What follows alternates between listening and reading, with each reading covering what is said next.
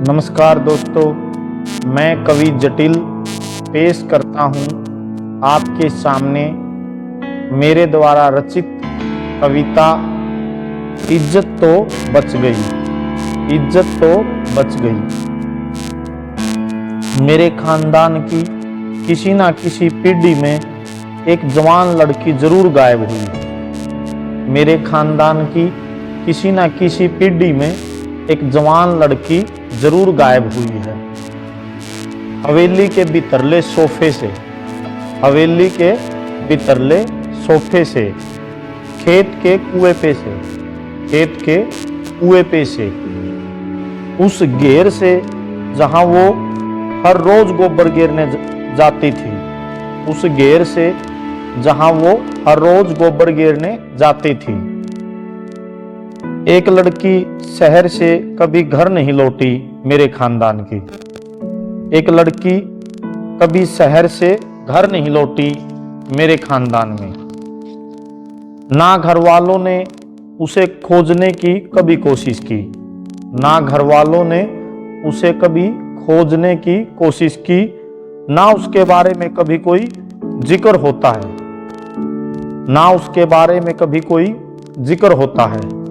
कुछ अफवाहें जरूर उड़ी, कुछ अफवाहें जरूर उड़ी।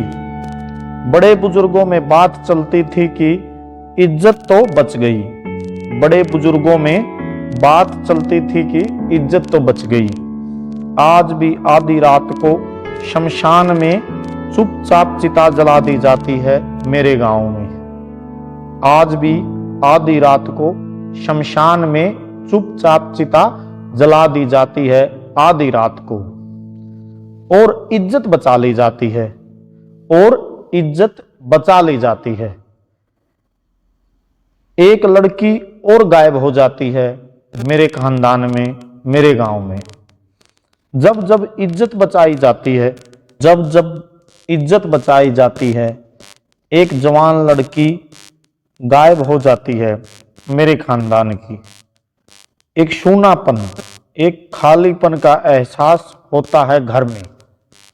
एक सूनापन, एक खालीपन का एहसास होता है घर में।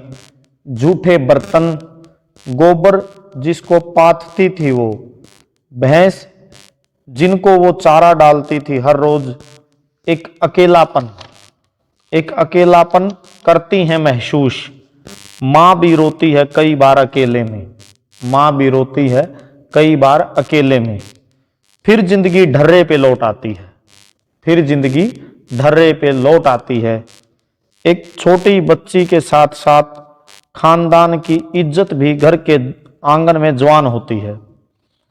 एक छोटी बच्ची के साथ साथ खानदान की इज्जत भी घर के आंगन में जवान होती है, और एक दिन खानदान की इज्जत निगल जाती है उस लड़की को, और एक दिन खानदान की इज्जत निगल जाती है उस लड़की को। और गांव के बड़े बुजुर्ग आज भी खुद को तसल्ली दे रहे हैं, और गांव के बड़े बुजुर्ग आज भी खुद को तसल्ली दे रहे हैं, इज्जत तो बच गई, इज्जत तो बच गई। आपने मेरी कविता सुनी, आपसे गुजारिश है कि आप इस कविता की आलोचना मुझ तक जरूर पहुंचाएं, और देहाती ट्रू फैक्ट यूट्यूब चैनल को सब्सक्राइब करें, शेयर करें, और मेरी कविताओं पर कमेंट करें। आपका बहुत बहुत धन्यवाद।